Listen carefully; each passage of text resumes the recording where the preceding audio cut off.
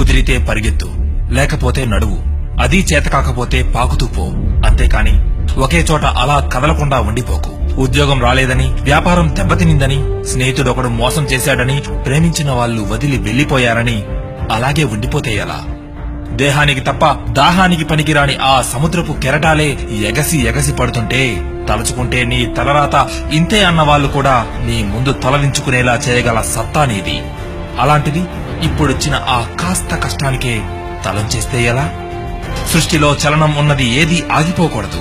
పారే నది, వీచే గాలి, ఊగే చెట్టు, ఉదయించే సూర్యుడు అనుకున్నది సాధించాలని నీలో కసి కసిగా ప్రవహిస్తుందే ఆ నెత్తురుతో సహా ఏదీ ఆగిపోవడానికి వీల్లేదు. లే, బయలుదేరు. నిన్ను కదలనివ్వకుండా చేసిన ఆ మానసిక బాధల సంఖ్యలను తెంచేసుకో. పడ్డ చోట నుండే పరుగు మొదలెట్టు. నువ్వు పడుకునే పరుపు నిన్ను ఛేదరించుకోకముందే బద్ధకాన్ని వదిలేయి. నీ అద్దం నిన్ను ప్రశ్నించకముందే సమాధానాన్ని వెతుక్కో. నీ నీడ నిన్ను వదిలేయకముందే వెలుగులోకి వచ్చేయి.